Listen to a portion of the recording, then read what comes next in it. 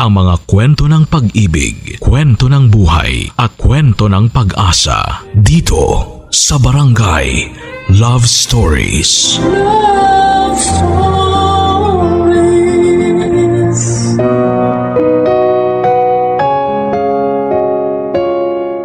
Paglaon o paglipas, ang pagdaan ng panahon sa buhay ng isang tao.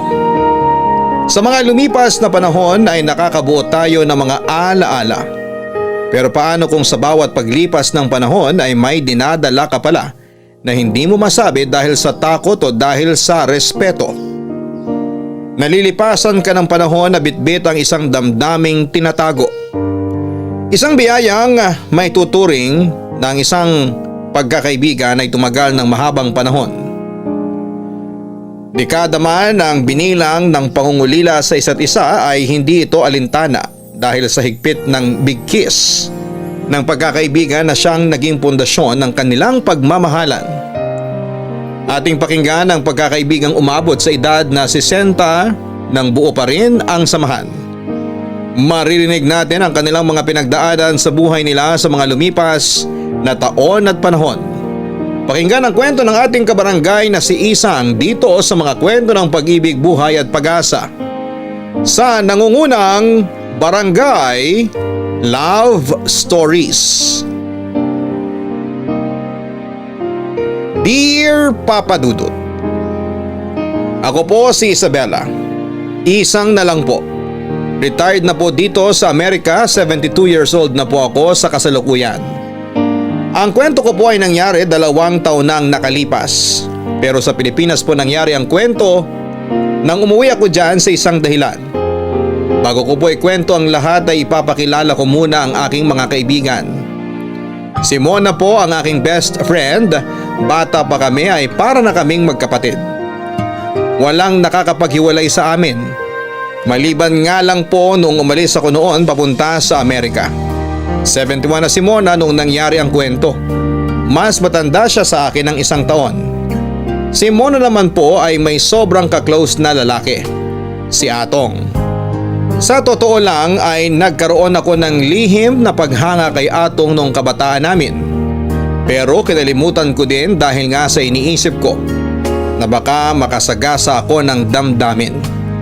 Eto kasing si Mona, sa tuwing tatanungin ko kung may namamagitan sa kanilang dalawa ni Atong, laging sagot ay wala daw, pero iba ang nakikita ng mata ko dahil nga sa sobrang close sila.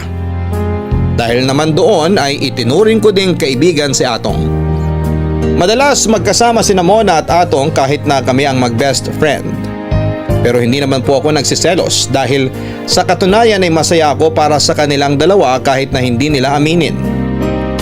Papa Dudut, kahit na nung umalis ako ay walang palya kaming nagkakatawagan ni Mona at kalaunan nga po ay nagkaroon ng video call na talaga namang ikinasaya namin. Kasi nagkikita na kami. Ganon ang naging buhay namin mula nang umalis ako. Ang magtawagan para magkabalitaan. Kinuha po kasi ako ng kapatid ko noon para sa Amerika magtrabaho. 30 years old pa lamang po ako nang umalis sa Pilipinas. Kaya sa loob ng mahigit 4 na dekada ay puro boses at video lang ang komunikasyon namin. Noong magretiro ako sa edad na 60 ay binala kong bumalik talaga ng Pilipinas. Pero hindi ko po alam kung ano ang mga balakid at hindi ako makauwi-uwi. Hanggang sa isang malalim na dahilan ang magpapauwi sa akin. Nang magkasakit si Mona, hindi na ako nakapaghintay makabalik, kaya dahil matagal-tagal pa ang pagbabalik ko ay hindi ko na sinekreto at sinabi na agad kina Mona at Atong.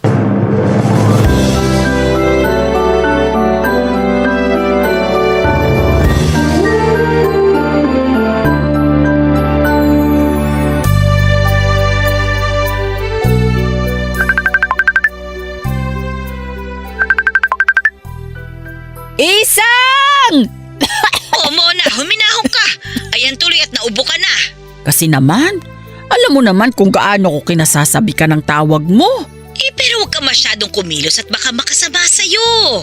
Ay hindi, ayos lang ako. Ay nandito pala si Atong. Eto siya. Magandang araw, Isang. Ato, Atong, mabuti naman at nandiyan ka at may kasama si Mona. Naku, araw-araw nandito yan. Minsan nga naguguluhan ako kung nandito ba ako sa bahay o nasa kanila. O yan, baka maubo ka na naman yan. Hindi, masaya lang talaga ako at kausap ko ang dalawang mahalagang tao sa akin. Hindi ba, Atong? Ha? Oo naman. Mahalaga ka din naman sa amin. Totoo yan. Ayan ha, pinaiiyak ninyo ako. Hindi ka namin pinapaiyak. Ano ka ba? Oo nga. Kasi naman, nakakaiyak ang sinasabi ninyo. Mabuti pa, ibahin na natin ang usapan. Ay mabuti pa nga. Kumusta ba kayo dyan? Naku, eto. Medyo may lagnat pa rin, pero pawala na. Mabuti naman kung ganon. Alagaan mo yung sarili mo, ha? Naku, wala na nga akong panahon na maalagaan ang sarili ko. Ha? Bakit naman? Kasi lahat ng oras ng pag-aalaga, inako na lahat ni Atong. At hindi ako mapapagod mag-alaga. Salamat, Atong, ha? Karangalan at kaligayahan ko ang paglilingkod kay Mona. Napakalalim naman ang sinabi mo. Wala ka pa rin talagang pagbabago. O diba naaalala mo kung ano si Atong noon pa? Hindi talaga nagbabago yan. Isa lang ang tanging ipinagbago niyan. Ha? Ano naman yung pinagbago ko? Mas lalo pang bumait. Ikaw talaga, Mona. Palagi mo na lang ako binibiro. Totoo naman ang sinasabi ni Mona. Kahit wala ako dyan, alam kong sobrang kabaitan mo. Totoo yan. Nako, makaalis na nga at napagtutulungan na ako ng magkaibigan. Oy, hindi Nagsasabi lamang ako ng totoo. Oo nga naman. O siya, sige na. Ibahin na uli natin ang usapan. Oo nga, kanina mo pa kami kinukumusta. O ikaw isang ang kumusta riyan. Maayos din naman ako dito. Malungkot pero makausap ko lamang kayo masaya na ako ulit. Ganon din kami. Oo, lalo na itong si Mona. Gaya ngayon. Ayan sobrang masaya na naman. Para kang gamot kasi napapalakas mo si Mona. Talaga ba? Oo, mahal na mahal kanyang kaibigan mo. Uy, syempre, mahal na mahal din kita, Mona. Ayan, paiiyakin nyo na naman ako. Bagong usapan na at baka lumungkot pa itong babaeng ito. O sige, may ibabalita ako. Pero gusto kong huwag kayo masyadong magsaya, ha? Malungkot ba yung balita mo? Hindi naman, masaya ito. Pero relax ka lang, ha? Ay naku, lalo kong kinakabahan sa balitang yan ah. Huwag mo na kaya ibalita, Isang, para hindi kabahan si Mona. Ay hindi na ako kakabahan. Pangako? Oo, pangako. Sabihin mo na Isang. Mas matagal na tayo makakapagkwentuhan. Ay hindi ko maintindihan. Mona, Atong, ako yung uwi na dyan. Talaga? Oh, sabi na huminahon. Ay mahinahon ako! Isang totoo ba yan? Magkakasama na uli tayo? Oo, kaya nga konting hintay lang at nandyan na ako. Kailan ba yan? Inaayos na ang mga papeles. Basta kaunting hintay na lang.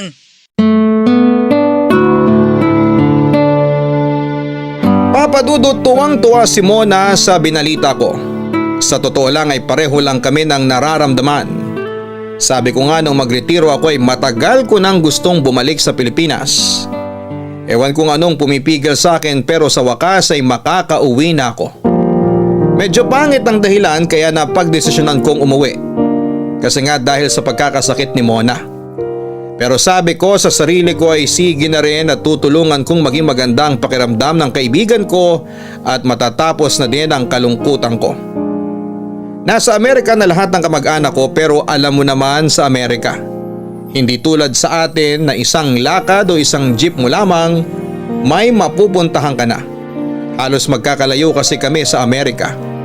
Isa pa ay may mga sari-sarili na silang pamilya kaya medyo paminsan-minsan na lamang kung magkita-kita kami. Pero naisip ko na bago ko umuwi ng Pilipinas noon ay babalik na ako. Hindi na ako mag-iisa. Pasensya ka na sana sa akin kasi medyo nagsisentimiento ako, Papadudot. Dala na lang siguro ito ng edad ko. Hanggang sa dumating na nga ang araw ng pagbabalik ko. Nagulat ako, Papadudot, kasi ang dami nilang sumundo sa akin sa airport. Alam mo yung mga very Pinoy na halos buong pamilya ang maghahatid at magsusundo sa airport. Namiss ko yung ganon. Nakakatuwa na sa airport pa lamang hanggang sa jeep na sasakyan namin pauwi ay ang dami na naming agad na pagkwentuhan. Yun nga lang, wala si Mona dahil sa bahay na lang siya naghintay. Pero si Atong ang nagmaneho ng jeep na ipinagsundo sa akin. Napakadaming kwento at tanong ng mga kamag-anak ni Mona pero si Atong ay napakatahimik. Hindi ko alam kung anong dahilan, dahil ba sa nagmamaneho siya o baka nahihiya. Hindi ko matansya. Pero nung mag-stop over ay nagkaroon kami ng pagkakataon ni Atong na makapagkwentuhan. Isang, itong tubig oh. Salamat ha. Sigurado ko bang yan lang ang gusto mo? Ibibili kita ng kape. Eh wag na. Nakapagkape na ako sa eroplano. Baka masobrahan naman ako. Makakain. Busog pa din ako. Sige, sabihin mo lang kung may kailangan o gusto ka ha. Oo, salamat Atong ha. Nasa na pala sila? Sila Mina nagpunta dun sa may mini park. Magpapapicture daw sila. Naku, oo nga. Kahapon pa nila pinagkukwentuhan yun. Alam mo na, minsan lang kasi sila makalabas ng probinsya natin. Ang sarap naman pakinggan ng pagkakasabi mo na probinsya natin. Ay, tanggap pa kaya niya ako? Nino? Ng probinsya natin. Oo naman. Doon kayo pinanganak, kaya sa tuwing babalik ka doon, anak ka pa din ng probinsya. Salamat ha. Saan? Nakakagaan ng loob na marinig ang sinabi mo. Totoo naman ang sinasabi ko. Iba na siguro ang itsura ng lugar natin, ano? Ang dami na sigurong nagbago. Merong mga nagbago, pero halos parang ganun pa din naman. Pinipilit ng mga taga-lugar natin na mapanatili ang probinsya gaya ng dati. Kaya wala pa rin masyadong polusyon, may mga poso pa rin. Masaya pa din sa pagtatanim at pagsasaka ang lahat. Pati mga bagong henerasyon, sanay sa buhay probinsya. Ako kaya? Nako, tutulungan ka namin ni Mona para maalala mo ang kabataan natin.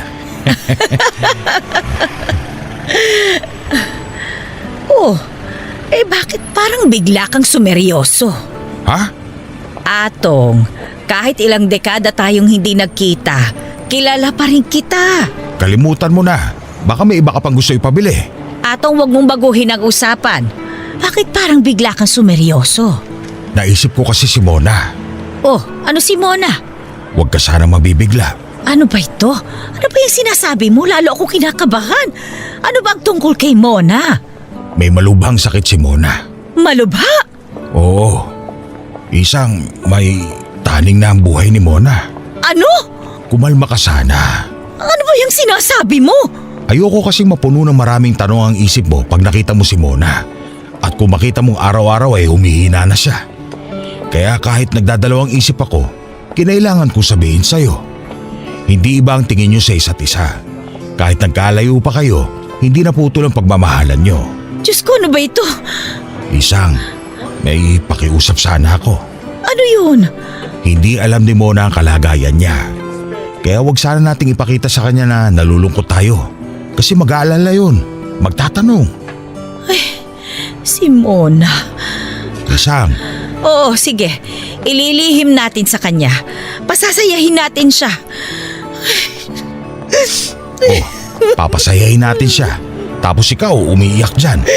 Kalmahin mo ang sarili mo. Uminom ka muna ng tubig. Kailan niyo pa ba nalaman? Noong una pa lang, kinausap kami ng doktor tungkol sa kalagayan niya. Nung una pa lang, tinaningan na siya. Matagal na pala ang sakit niya. Hindi lang ipinapakita ni Mona. Tinitiis pala niya kapag sumasakit ang katawan niya. Mona, ano ba nangyari sa'yo, kaibigan ko? Isang, kumalma ka na. Baka makita ka pa ng iba. Iilan lang sa kanila ang nakakaalam ng kalagayan ni Mona. Hindi ba alam ng lahat? Hindi. Napagdesisyon ang huwag na munang sabihin sa iba. Baka kasi makitang malungkot yung mga nakakaalam. Lalo lang mag-aalala si Mona. Pinapangako ko. Lalakasan ko yung loob ko. Hindi ako magpapakita ng lungkot sa harap ni Mona. Salamat. Alam mo bang napakasaya niya nung magsabi ka na uuwi ka? Sa totoo, gusto niyang sumama sa pagsundo sa'yo. Kaya iniliin na lang din namin sa kanya na ngayon na ang uwi mo. Kasi siguradong magpupumilit yun, kahit masama ang pakiramdam niya. Kumusta na ba siya ngayon? Hindi ko masasabi. Dahil darating ka nga, hindi na naman siya nagpapakita ng panghihina. Ewan, baka tinitiis na naman niya. Baka naman meron pang magagawa. Baka naman pwede pa siyang gumaling. Sa ngayon, yun pa lang ang sinabi ng doktor. Ayaw din naming mawala ng pag-asa. Salamat Atong sa pag-aalaga mo kay Mona ha. Hindi mo kailangan magpasalamat. Gaya mo, mahal ko rin si Mona at gagawin ko ang makakaya ko para sa kanya. Salamat. Salamat.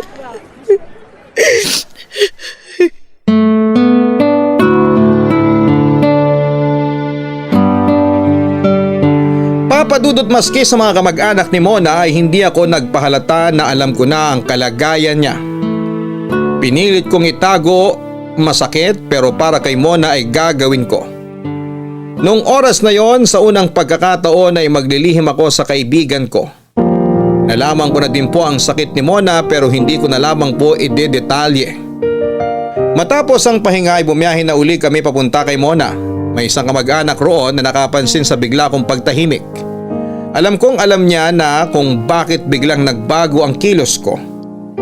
Hindi kami nag-usap pero niyakap niya na lamang ako na ang ibig sabihin ay dumadamay siya sa kalungkutan ko. Nang magkita kami ni Mona ay pinilit kong harapin siya ng masaya. Pero nauna po siyang umiyak kaya hindi ko na din napigilan ang sarili ko at napahagulhol na lamang ako. Nagbiro pa si Mona habang umiiyak na yung iyak ko daw ay parang bumawi sa ilang dekadang hindi pagkikita. Saka siya tumawa. Ako naman ay hindi ko alam kung tatawa din ba o itutuloy ang pag-iyak, Papa Dudut. Inausap ko na ang pinsan ni Mona na si Mina na doon na muna ako titigil sa bahay ni Mona para maalagaan siya. Masaya si Mina sa desisyon ko. Kakasabi ko pa lamang ng plano ko kay Mona, ang dami na agad niyang mga gustong gawin. Nalaman ko rin na matagal nang lumipat sa katabing bahay si Atong para mas malapit siya kay Mona. Iniwang kami nila Mina at ng ibang kamag-anak ni Mona para magkaroon kaming tatlo ng oras para sa isa't isa. Nagkamustahan kaming walang katapusang kumustahan. Nagtaka naman si Mona na bakit parang doon pa lang kami nagkakakumustahan ni Atong. Samantalang si Atong naman daw ang sumundo sa akin. Hindi daw ba kami nag-usap? Hindi namin masabi na nawalan na kami ng oras para magkamustahan dahil siya na lang ang pinag-usapan namin hanggang makarating sa kanila, Papa Dudut.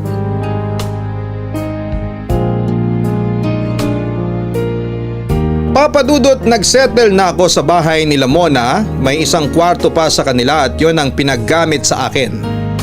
Kahit may sariling kwarto ay mas madalas ako sa kwarto ni Mona kahit pa natutulog siya basta nandun ako. May rocking chair na nasa kwarto niya at doon ako pumupwesto.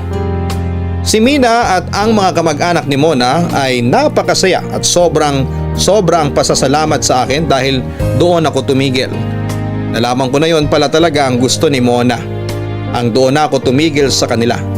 Kaya pala sobrang tuwa at iyak niya nang sa akin na mismo nang galing ang pagsasabi na doon na muna ako sa kanya. May bahay pa po kami hindi kalayuan kina Mona pero kung doon naman ako titigil ay mag-isa lang din ako. Kaya naman mas mabuti na kina Mona ako. Bukod sa may kasama na ako ay nababantayan ko pa siya, Papa Dudut. Madaming nakapansin na parang ang lakas ni Mona. Hindi siya masyadong tumatayo sa kama dati pero noong dumating daw ako ay lagi na itong nagpapaalalay para lumabas sa bakuran at doon ay makapagkwentuhan sa akin. Ang daming kwento ni Mona at lahat ay mga alaala noong mga bata pa kami. Hindi pa niya nakakalimutan kahit na ilang dekada nang nakalipas. Kahit nagkakatuwaan na kami ay hindi pa din maalis sa isip ko na may sakit si Mona, Papa Dudut. Ayos ka lang ba? Oo naman. Hindi ka ba naman nahihirapan sa pagkakaupo mo dyan? Maupo ka na nga lang din at magkwentuhan na lang tayo. Huwag mo na akong alalahanin at maayos ang pakiramdam ko. Mona, sabihin mo sa akin kung may masakit ha? Siyempre naman. Naku, kilala kita. Madalas para wag akong mag-alala ay titiisin mo kahit nahihirapan ka. Saan naman ako nahihirapan? Ha? dyan nga sa pagkakaupo mo nga. Gusto mo kunin ko yung upuan, yung may kutsyon, para hindi matigas yung inuupuan mo. Nako, wag na. Sawang-sawa na ako sa kakaupo sa kama ko. Kaya maganda na itong matigas naman ang inuupuan ko. Oh, eto, nagdala ako ng tubig. Kulang yan. Ha?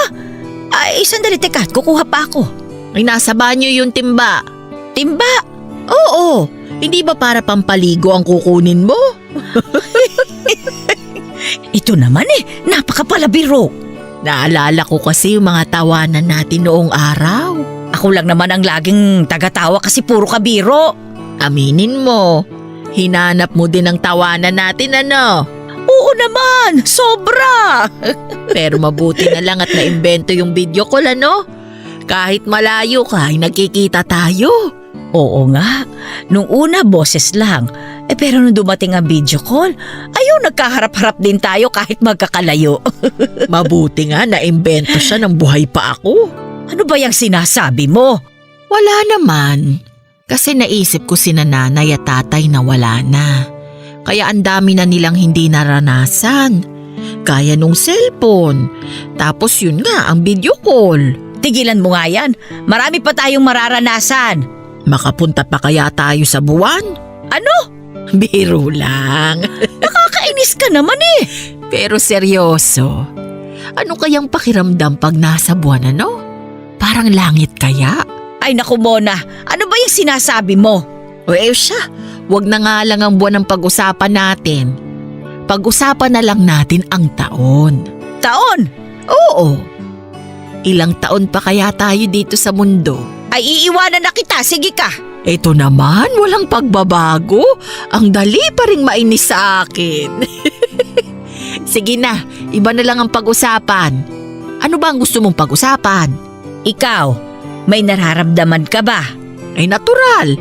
Pag wala na akong naramdaman, ibig sabihin wala na ako dito sa mundo. Mona naman pambihira ka. Biro lang uli. Sige na, iba na lang. Pag-usapan na lang natin ang mga hiling ko. Hiling? Oo, may 3 hiling ako. Kasi gusto ko maranasan uli yung mga masasayang nangyari sa atin noon. Sana mangyari uli ngayon. Ano ba yung mga hiling na yan? Una, gusto kong makasakay uli tayong dalawa sa Ferris wheel. Ferris wheel? Oh, wag mong sabihin na nakalimutan mo na kung ano ang Ferris wheel. Hindi naman. Siya sige. Ano ba yung pangalawa? Pangalawa, gusto kong ulitin natin nila Atong yung pagkakamping sa bundok. Camping? Siya sige. Ano ba yung pangatlo?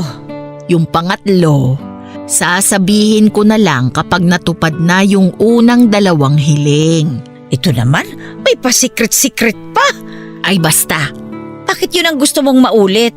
Sa dinami-dami na masasaya nangyari sa atin noon Bakit 3 lang? 3 lang kasi pinili ko yung talagang memorable. Bakit yung Ferris wheel? Kukwento ko na lang kapag nangyari na. Ito naman, masikreto ka na ba ngayon? Hindi basta mas masarap magbalik tanaw pag nandun na tayo. Siya, sige. Naaalala mo ba nung bumili tayo ng inihaw na baboy? Tapos pauwi, hinabol tayo ng aso. Ay oo, napakalayo na tinakbo natin. Sabi ko na kasi sa'yo, ihagis mo na yung hawak mong inihaw na baboy Ayaw mo pa, ayan tuloy. Ay kasi naman sayang. Ay di ba nga nung hinagis mo, tinigilan na tayo ng aso. Ang gusto niya lang pala yung inihaw na baboy. Akala ko pa naman nagagandahan siya noon sa akin.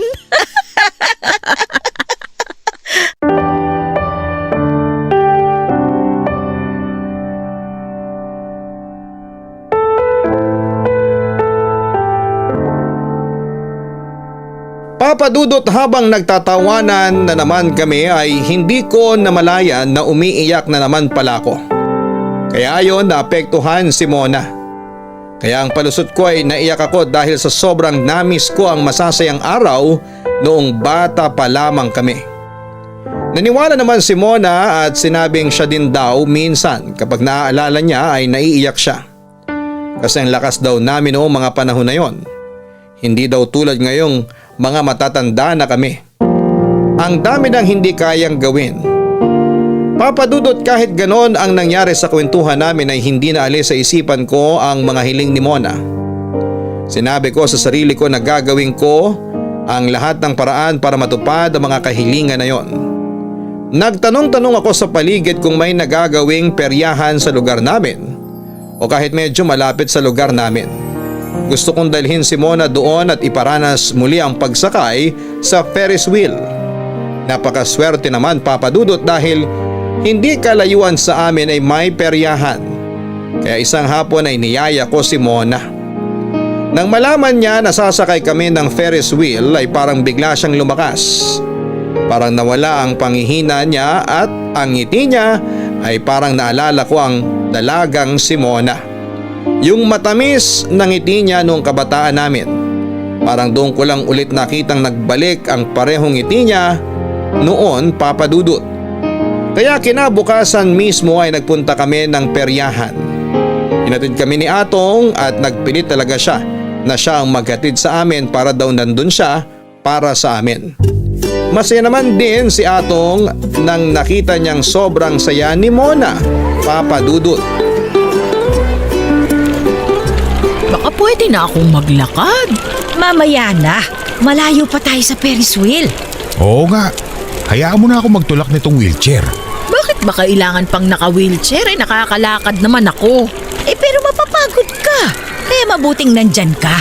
Baka isipin doon na kasama kong isasakay sa Ferris wheel itong wheelchair. Ay naku, ikaw talaga, hindi naman nila iisipin yun. Oo nga, ikaw lang nag-iisip niyan. Hindi ko iniisip yon. Ang iniisip ko, kung kasama sa Ferris wheel itong wheelchair. Ang tawag doon, Ferris wheelchair. Ikaw talaga, Mona. O ayan na, malapit na tayo sa Ferris wheelchair. Itong dalawang ito. Sandali, bibili ako ng ticket. Oh, eto ang pera. Hindi na, magkano lang naman yun? Sigurado ka? Oo naman, sandali lang. Napakabait talaga ni Atong. Totoo naman.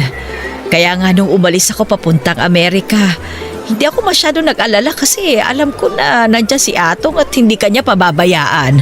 Oo, laging nandyan si Atong. Ikaw ba nung mag-isa ka sa ibang bansa? Kumusta ka? Ayun syempre malungkot. Ang daming dahilan ng lungkot ko. Una, mag-isa ako doon. Pangalawa, yung mga maiiwan ko sa Pilipinas. At syempre, malalayo ako sa inyo. Paano mo nilabanan ang lungkot? Ayun, kaya 2 beses sa isang buwan ako tumatawag para kahit boses lang naririnig ko kayo. Nung mauso nga ang video call, ayun kahit paano nawala na yung lungkot ko na hindi ko kayo nakikita. Pero syempre, iba pa rin talaga yung magkakaharap tayong tatlo. May mga naging kaibigan ka ba roon? Siguro parang kaibigan ko na rin sila. Pero parang mas katrabaho ko lang sila Sa trabaho lang kami nagkikita-kita madalas. Puro busy pa kami. Pagkatapos sa trabaho, yun, kanya-kanya na. Nakakalungkot naman marinig yan. Pero okay lang naman kasi unang-una, wala namang makakapalit sa pagkakaibigan natin. Di ba? Kung sa bagay. Pero kung nagkaroon ka ng best friend mo doon, hindi naman ako magseselos. Kasi alam ko, kahit anong mangyari, hindi na maaalis ang pagiging mag-best friend natin. Oo naman. Hindi ka ba nagkaroon ng kasintahan doon? Hindi. Tsaka kung magkaroon man ako, hindi ba dapat ikaw ang unang makakaalam? Oo nga. Pero bakit wala kang naging kasintahan doon? Wala Wala yung katangian na hinahanap ko sa isang lalaki. Teka, alam mo kahit noong bata tayo, hindi ko na itanong yan sa'yo. Ang alin? Kung ano nga bang katangian na hinahanap mo sa isang lalaki? Eto na ang ticket. Si Atong. Ha? Ibig kong sabihin, nandiyan ka na pala. Oo, eto na ang ticket nyo. Bakit dalawa lang? Oo nga. Hindi ba ang hiling ni Mona kayo lang dalawa? Kaya hahayaan ko kayo para makapagkwentuhan ng maayos. Tara na, aalalayan kita Mona. O, dahan-dahan ha. Salamat. Mauna na akong mauupo ha. Sige. O Mona, sigurado kang okay ka? Oo naman, walang kasing okay. Oh, kumusta ang pwesto mo? Maayos ka na ba? Hindi ka ba nahihirapan? Hindi. O siya, mag-enjoy kayong dalawa ha. Hihintayin ko kayo rito. Oh, humawak ka sa akin ha. Bakit parang ang tagal ng ikot? Nagpupuno pa. Isa-isang sinasakay ang mga nakapila kaya mabagal talaga. Ay oo nga pala. Halatang ang tagal ko nang hindi nakakasakay ng Ferris wheel. Siya, kumapit ka ha. Naaalala mo ba dati? Nung umikot na ng mabilis ang Ferris wheel, tapos itinaas ko ang kamay ko. Galit na galit ka kasi baka mahulog ako. Oo, hindi ko makakalimutan yon. Tapos tawa ka pa ng tawa. Aminin mo, nung umuli tayo, nagtaas ka na din ng kamay, hindi ba? Kaya ulitin natin yun ngayon, okay? Uy, okay ba? Sa edad natin? Natatakot ako pero sige, para sa iyo. Papadudot, ang saya-saya ni Mona noong araw na yon. Para po siyang bata na first time makasakay sa Ferris wheel. Noong napakasaya ni Mona ay magkahalo ang emosyon ko, Papadudot. Una ay masaya ako sa nakikita ko, pangalawa ay natatakot ako dahil may edad na kami, at pangatlo ay nalulungkot ako dahil sa kalagayan ng kaibigan ko. Pero dahil nga mabagal ang pag-ikot ng Ferris wheel ay doon na niya naikwento kung bakit ang pagsakay uli sa Ferris wheel ang napili niya na isa sa 3 kahilingan niya. Ipinaalala niya sa akin yung masugid na manliligaw niya na ayaw naman niya. Dahil sa kulit nito, noong magkita sila sa peryahan ay tumakbo siya para makalayo. Hinila niya ako bigla papunta sa Ferris wheel para magtago. Ang swerte lang ay kakilala namin yung nagbabantay sa Ferris wheel. Kaya pinabayaan niya kaming makasakay kahit na walang tiket. Tawa kami ng tawa nung hinahanap siya nung lalaking yon. Kasi kitang-kita namin mula sa itaas na halos magkanda habang leg niya sa kakahanap kay Mona. Pagbaba ng sinasakyan namin ay nagtago kami sa pagyukob para hindi kami makita. Hindi ko naman masisisi si Mona na ayawan ang lalaking yon. Kasi may pagkahambog talaga siya. Pero mula noon ay hindi na kinulit ng lalaking yon si Mona. Kaya naaalala ko na kung bakit gusto niyang makasakay muli ng Ferris wheel. Kasi tawa din kami ng tawa habang nagbabalik ala-ala kami. Pagbaba namin ay sanalubong agad kami ni Atong para alalayan si Mona. Pero ang sigla ni Mona ay kapuna-puna. Parang binigyan siya ng lakas ng Ferris wheel. Nagtataka din si Atong nung pinaupo na ni Atong si Mona sa wheelchair ay nagsabi ito na maglalakad na lamang muna dahil kakagaling lamang niya sa pagkakaupo sa Ferris wheel. Pumayag na lang si Atong kasi parang iba ang kilos ni Mona. Pero habang naglalakad kami at tumatawa si Mona ay bigla itong naubo at parang nanikip ang dibdib.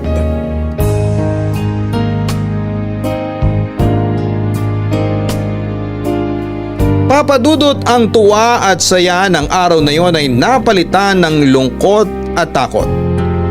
Tinakbo namin sa ospital si Mona at hindi namin alam ni Atong kung ano ang gagawin. Nung naipasok na namin sa ospital si Mona at inasikaso na siya ng mga doktor ay doon na ako umiyak. Sobrang iyak ko, Papadudot.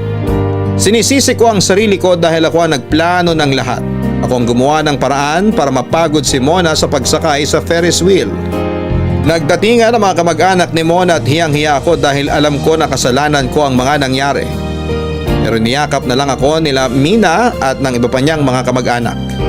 Sinabi nila na gusto ko lang ang maging masaya si Mona kaya hindi sila nagagalit sa akin. Parang walang humihinga sa hallway ng ospital sa kakahintay sa kalagayan ni Mona. Noong lumabas ang doktor ay kinausap kami at sinabi ng doktor na masyado lang daw nabigla ang sistema ni Mona kaya nahirapan siyang huminga. Pero sinabihan din kami ng doktor na maayos naman ang kalagayan ni Mona at hinahayaan na kaming makausap siya. Nang pumasok kaming lahat sa kwarto ay napansin ni Mona na umiiyak ang ilan sa mga kamag-anak niya. Nagbiro na naman ito na nagtanong kung sino daw ba ang namatay. Nabigla kaming lahat habang natatawa si Mona. Pinagalitan niya pa ang mga kamag-anak at sinabihan na huwag mag-iyakan dahil wala namang namatay. Papa Dudut, balik sigla si Mona dahil sa hindi pwede ang marami sa loob ng kwarto ay naglabasan na ang lahat. Kaya ako at si Atong na lang ang pinaiwan ni Mina para bantayan si Mona.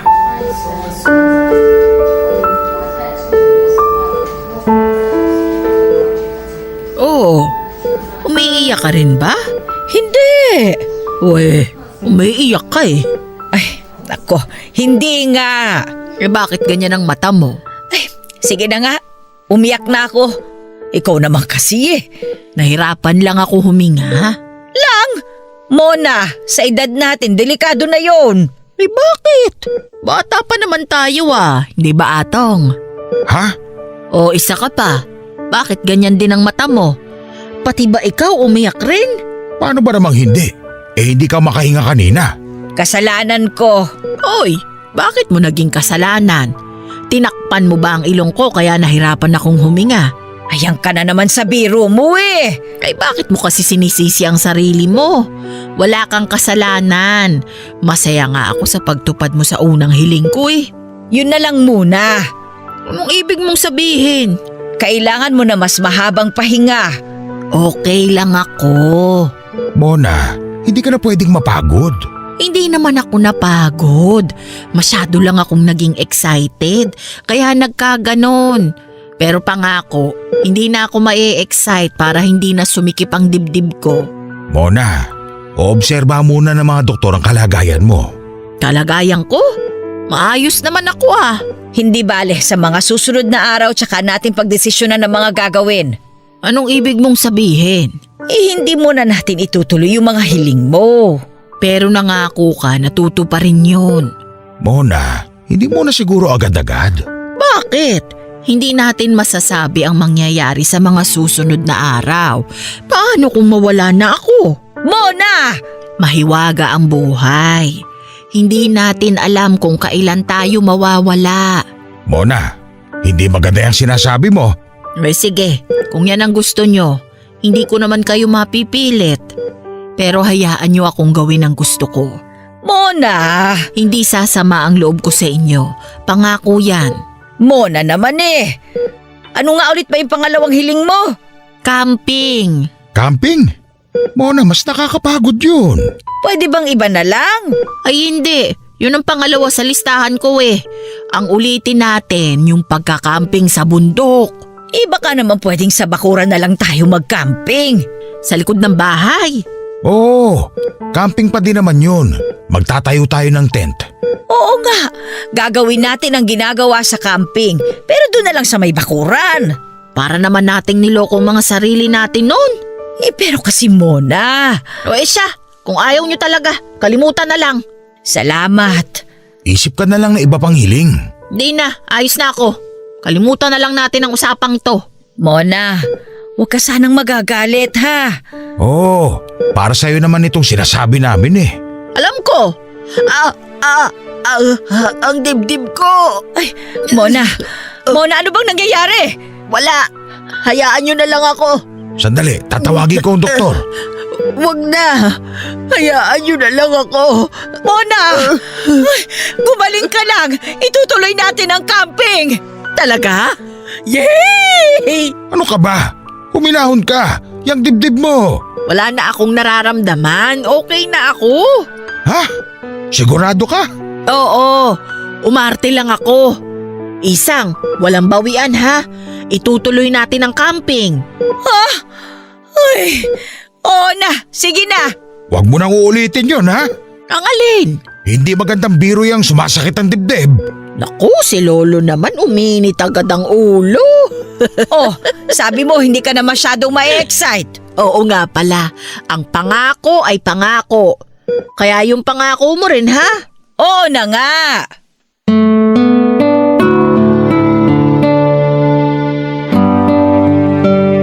Papa Dudut, wala na akong magawa. Kahit biro lang ni Mona, yung pagsakit ng dibdib niya ay natakot talaga ako ng husto. Paano kasi kung totoo sa kahiling niya yon? Naisip ko din po na maling pigilan yon habang kaya pa naming pare-pareho. Opo, Papa Dudut, tama din si Mona sa sinabi niya na hindi namin masasabi ang bukas.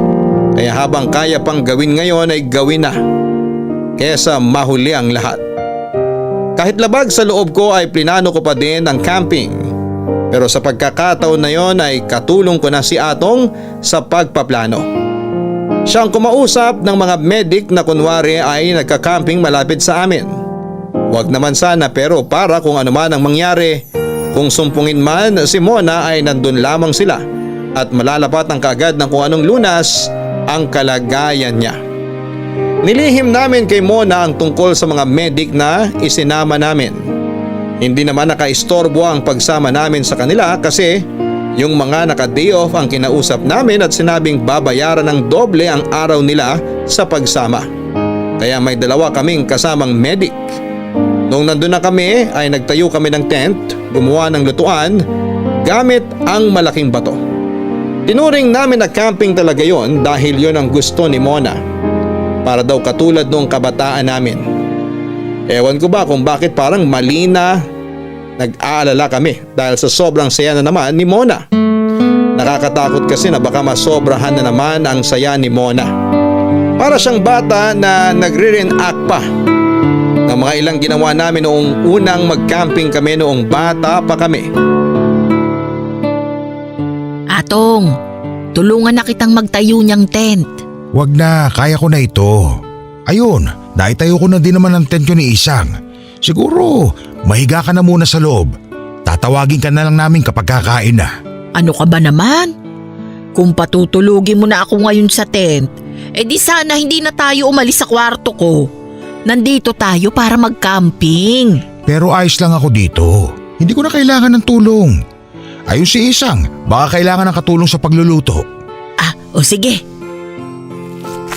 Isang, anong maitutulong ko? Ayos na, naisalang ko na. Hintayin na lang nating maluto. Wala na akong maitutulong. Wala na, ayos na lahat. Ay mabuti pa magsibak na lang ako ng panggatong. Wag! Wow! Bukod sa sabay kayo, pasigaw pa talaga ha? Mabuti pa magkwentuhan na lang tayo habang hinihintay maluto yung pagkain. Mabuti pa nga, tapos na rin ako doon sa tente. Ang saya-saya no? Oh, wag masyado ha, yung pangako mo. Oo, hindi ko nakakalimutan yon, Lola. Malaki na rin yung ipinagbago nitong lugar ano? Oo, maski ako nanibago kasi ang tagal ko nang hindi nakakapunta dito. Kailan nga ba tayo huling nandito at nag-camping? 1969 ba o 1970? 1970, naalala ko na. Kasi 18 na ako noon kaya pinayagan na ako mag-camping. Ang tagal na pala. Babalik pa sana tayo dito. Kaso biglang naging abala na si Isang noon kaya hindi na natuloy. Kaya nga gusto kong matuloy na uli kasi baka mamaya may aalis na naman. Ay naku, ayoko na ng usapang aalis. Kung iisipin, ang saya natin noon no? Parang ganun pa rin naman ngayon. Kami ni Isang nasa isang tent noon. Ikaw kasama mo sa tent si Leroy. Oo nga, si Leroy. Bakit ba hindi natin siya kinontak? Isang, wala na si Leroy. 20 taon na nung mawala siya. Ay naku, pasensya na't hindi ko naman alam. Ayos lang. Huli na rin kasi nung malaman namin. Sa Maynila na siya binawian ng buhay. Naibalita lang ng kamag-anak niya dito. Nito lang din sa akin na ikwento kaya hindi ko pa nasabi sa iyo. Pero kung nandito si Leroy, naku, isa sa makulit yun. Ay sino ba yung isa? Si Atong. Ay sandali, oy! Tumatawa ka na naman! Si Lola talaga? Tipid ko na nga sa tawa ko eh. Ay naku, palusot ka pa! Nakakatuwa kayong magkaibigan. Namiss ko ring makitang mainis si Isang eh. Kaya pala madalas mo kung iniinis. Medyo. Teka, maalala ko, hindi natin naituloy yung kwentuhan natin. Bakit nga ba hindi ka nagkaroon ng kasintahan o nag-asawa sa Amerika? Wala walang pagkakataon. Wala ka bang nagustuhan sa Amerika? Wala nga sa kanilang hinahanap ko. Ano bang hinahanap mo sa isang lalaki? Hinahanap ko pa nga Akala mo ikaw lang ang magaling mag-joke, ha? Uy, sandali muna. Baka masobra ka na naman sa saya, ha? Naku, ang hirap ng may kasamang lolo at lola. Ay, iba na lamang ang pag-usapan natin. Mabuti pa nga. Pag-usapan natin si Leroy. Ano bang ikinamatay niya? Ay, wag na lang yan. Ayokong pag-usapan ng kamatayan. Hindi natin dapat iniiwasan ang usapan tungkol sa kamatayan. Kahit na, ayoko pa rin. Isang, dapat nating tanggapin na lahat naman tayo'y papunta doon. Ayoko na sabi ng usapan na yan eh. Si Mildred pala, umuwi ang anak dito. Oo nga raw. Bakit anak niya lang? Hindi kasama si Mildred? Oh, kumusta na kaya yun ano? Kasama ng anak niya si Mildred. Ay, ganun ba? Abay, dalawin natin minsan. Kasama si Mildred, pero abo na lang. Wala na rin si Mildred. Hindi na lang daw nagising isang araw. Ay, Diyos ko. Sinasabi ko sa inyo, ayokong i-cremate pag akong nawala, ha? Mona! Alam nyo, mabuti pa kumain na tayo. Luto na yata ang pagkain. Papadudot na patahimik kami ni Atong sa mga sinabi ni Mona. Nung nakita niyang wala na kaming imik ay siya na din ang bumasag sa katahimikan. Bigla siyang sumigaw ng kantahan na. Pinakuha niya kay Atong ang gitara, ganoon kasi kami dati. Nagkakantahan kami gamit ang gitara at si Atong ang gitarista namin. Ang mga medic ay naka-standby pa din sa hindi kalayuan. Natapos ang gabi, wala namang hindi magandang nangyari, kaya masaya kaming pumasok sa mga tent namin para matulog. Sa tent namin ay mabilis nakatulog si Mona. Ako naman ay hindi dinapuan ng antok dahil kailangan kong bantayan si Mona. Alam kong napagod siya kaya mabuti na yung sigurado at gising ako anuman ang mangyari. Habang nakahiga ako ay madidinig ko ang boses ni Atong mula sa labas ng tent namin. Bahagya kong bubuksan ang zipper ng tent para tanungin kung ano ang kailangan ni Atong. Sinabihan ako ni Atong na matulog na raw ako at siya na ang magbabantay sa labas ng tent namin. Sinabi pa sa akin ni Atong na gigisingin na lang daw niya ako pag inaantok na siya para relyebo kaming magbabantay kay Mona. Umayag na lamang ako sa sinabi ni Atong. Pinilit kong makatulog para may lakas ako kapag ako na ang kailangang magbantay. Pero laking gulat ko papadudot nang tumama na sa mata ko ang liwanag ng araw. Umaga na pala. Hindi ako ginising ni Atong nang silipin ko siya sa labas ay nakita kong nagiinit na ito ng tubig para sa kape at nakapagluto na siya ng almusal. Kinausap ko sandali si Atong para tanungin kung bakit hindi ako ginising. Pero sinabi lang niya na ayos lang daw. Handa na raw ang almusal at pwede na kaming kumain. Kaya ginising ko si Mona pero ayaw magising ni Mona.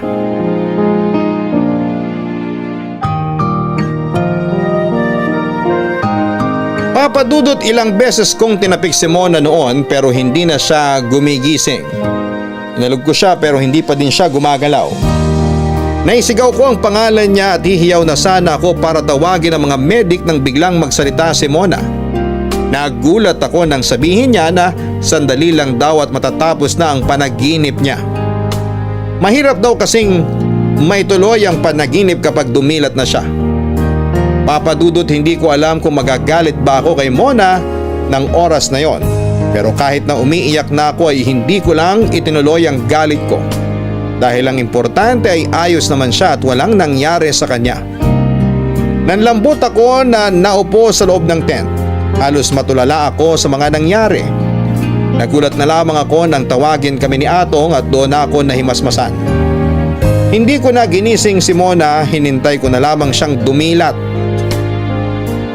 Ilang sandali dumilat na ito at saka bumangon sa pagkakahiga. Kahit pigil ang iyak ko ay tinanong ko siya kung ano bang nangyari sa kanya. Sabi lang niya na tandaan ko daw na mahirap gisingin ang nagtutulog-tulugan. Saka siya nagyayang lumabas ng tent. Papadudot paano kung hindi na pala siya nagtutulog-tulugan ng mga oras na yon. Kahit na anong paghahanda ang gawin ko sa mga mangyayari ay hindi talaga ako magiging handa. Parang wala ako sa sarili ko na lumabas ng tent.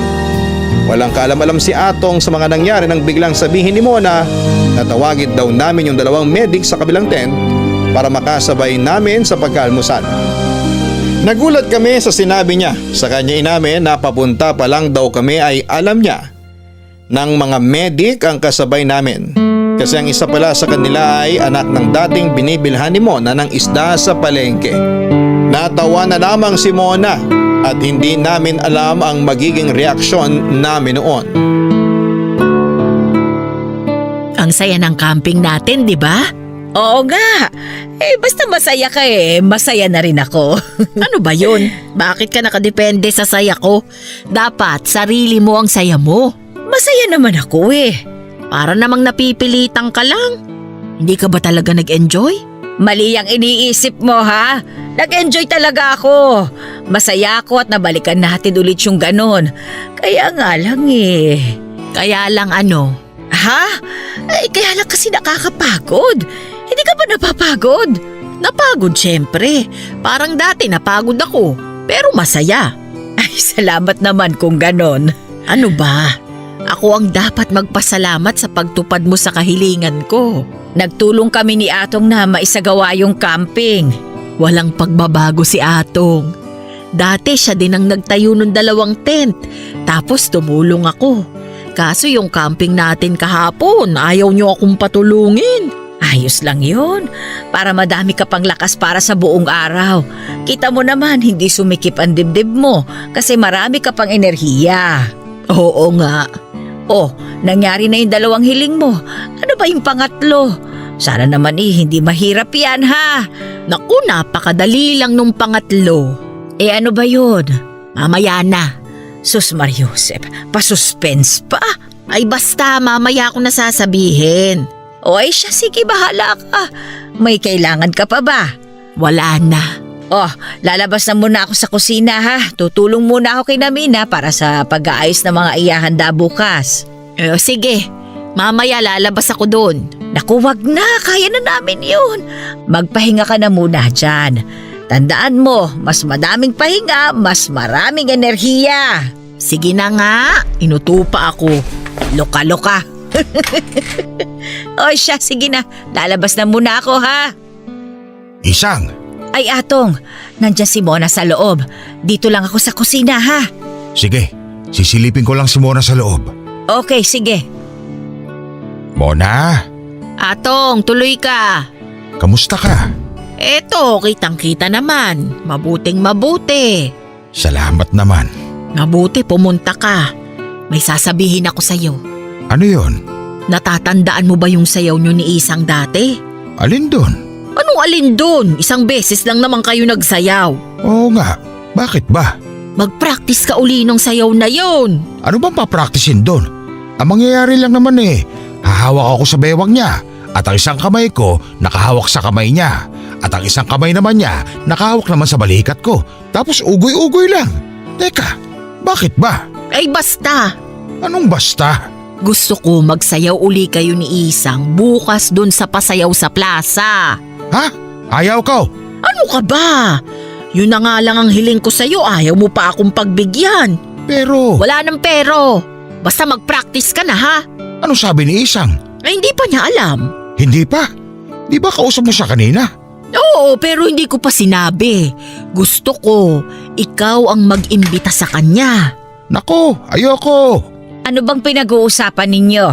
Nakakaistorbo ba ako? Ay naku, hindi. May sasabihin lang daw sa'yo si Atong. Oh, ano ba yon? Sabihin mo na. Isang kasi, yayayain sana kitang sumayaw sa plaza bukas ng gabi. Ha? Ay naku, ayoko. Ang tagal ko nang hindi nagsasayaw. Isang, pagbigyan mo na si Atong. Yun na rin kasi yung 3 kahilingan ko Ha? Sige na. Oy siya. Oh siya, sige. Payag na ako. Yay! Mona! Mona!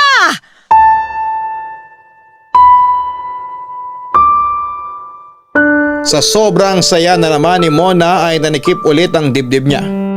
Nagdesisyon kami na itakbo na siya sa ospital. May pinainom na gamot sa kanya kaya umayos ang pakiramdam niya. Gaya ng sinabi ko ay sinabi ng doktor na nabigla na naman ang sistema ni Mona dahil sa sobrang pagkasaya. Pero Papa Dudut, iba na. Hindi na gaya ng dati at sa pagkakataon na yon ay kitang-kita ang panghihina ni Mona. Obserbasyon ko lang sana yan hanggang sa nakumpirma na tama noong tawagin kami ng doktor para kausapin. Kaharap ng doktor ay ako, si Atong at ang pinsan ni Mona na si Mina. Sinabihan kami na humihina na raw si Mona ng sobra. Maghanda na lang daw kami sa mga susunod na mga pangyayari. Kung maaari daw ay pasayahin na lang namin si Mona habang malakas-lakas pa. Nag-iyakan kami ni Mina, si Atong ay pigil na pigil ang iyak. Pero ang luha niya ay kitang-kita na tuloy-tuloy ang pagdaloy. Bago kami pumasok uli sa kwarto ay pinilit naming ayusin ang aming mga sarili para hindi mahalata ni Mona na nag-iyakan kami sa labas. Papasok pa lamang kami ay nagbiro na kaagad si Mona. Kung bakit daw ang tagal namin sa labas. Pinag-usapan daw ba namin siya? Saka siya tumawa. Pinigil ko na lang siya sa tawa niya at baka manikip na naman ang dibdib niya. Habang sinasaway ko siya ay nangungulit siya na iuwi na namin siya dahil nga sa piyesta kinabukasan.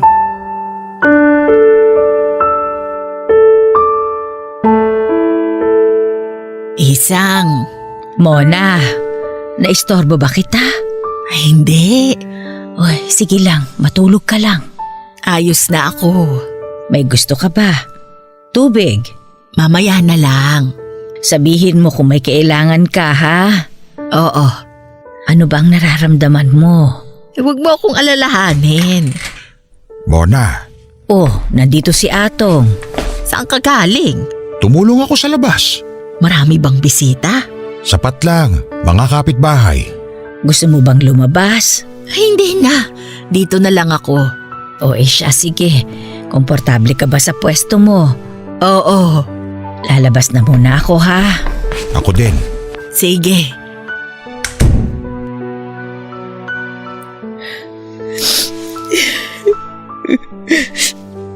Hindi ko na kaya.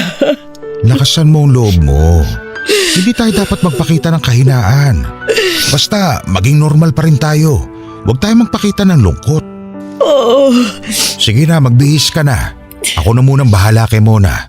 Total, mabilis lang ako makakapagbihis. Ay, sige. Sandali lang ako. Papasok na uli ako sa kwarto ni Mona. Sige.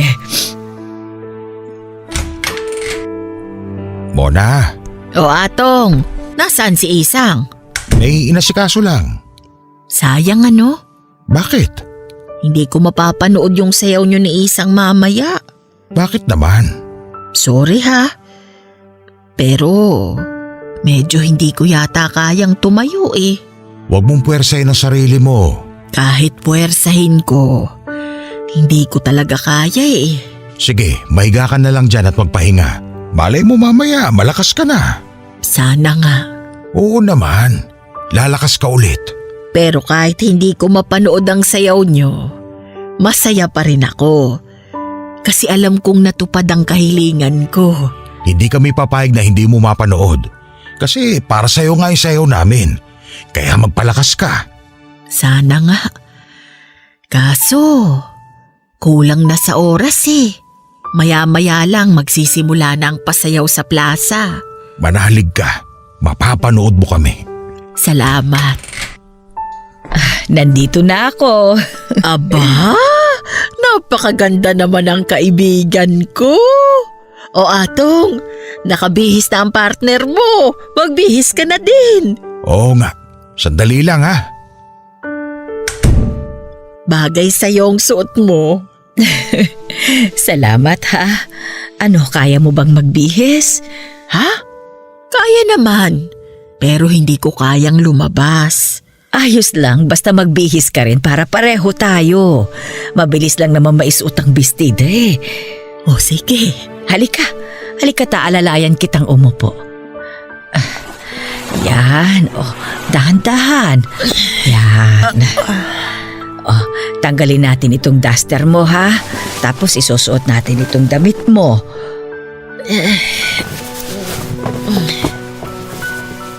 Pansinin mo, Pareho tayo, magkaiba lang ang kulay. Oo nga. Parang noong araw. Ayan, aayusin ko lang itong buhok mo, ha? Salamat. Handa na ba kayo? Oo. Oy, sige. Basta mag-ingat kayo, ha? O Atong, bakit mo ipinasok yung pornograpo?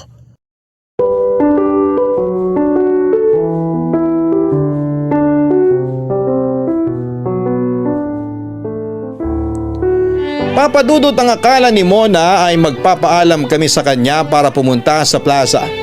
Pero pinano namin ni Atong ang lahat. Kung sasayaw kami, dapat yung mapapanood ni Mona. At kung hindi makakapunta si Mona sa plaza ay doon kami magsasayaw sa kwarto niya, sa harapan niya. Kaya po pinasok ni Atong ang pornograpo para doon patugtugin ang plaka. Nagsayaw kami, Papa Dudut, at kitang-kita sa mukha ni Mona ang saya at ligaya. Napakatamis ng ngiti niya habang pinapanood kami ni Atong. Nang matapos ang sayaw namin ay masaya naming hinarap si Mona. Pero Papa Dudut, doon namin nakita na wala na siya. Sobra ang iyak namin ni Atong ng gabing yon. Sa burol ni Mona ay may inabot na sulat sa amin ni Atong ang pinsan niyang si Mina. Bilin daw ni Mona na iabot sa amin kung wala na siya. Hindi din alam ni Atong ang tungkol sa sulat, pero ang laman ng sulat ay may kinalaman kay Atong. Nakasaad doon na matagal na palang may gusto sa akin si Atong. Wala pa noong mga bata pa kami, pero pinanghihinaan siya ng loob. Kahit anong pilit sa kanya ni Mona, nakausapin ako tungkol sa nararamdaman niya ay sinasabi ni Atong na sasabihin niya daw sa akin kapag nagkaroon siya ng lakas ng loob. Kaso hindi dumating ang hinihintay niyang pagkakataon na bisitahin ng lakas ng loob hanggang sa makaalis na nga ako papunta sa Amerika. Noong makaalis na ako ay sinabi ni Atong kay Mona na sasabihin na lang niya sa akin kung sakaling bumalik ako ng Pilipinas. Yun nga lang ay mahigit 4 na dekada akong nandun at napauwi na nga lang dahil kay Mona. Papa Dudut, may gusto rin ako kay Atong noon pero hindi ko na lang pinansin ang nararamdaman ko sa pag-aakalang nagkakagustuhan sila ni Mona. Mali pala ang aking akala dahil matalik na magkaibigan lang din pala ang tinginan ng dalawa. Pag-uwi ko dito sa Pilipinas ay nahiya naman daw si Atong na magsalita dahil nailang siya sa tagal nang hindi kami nagkikita ng harapan.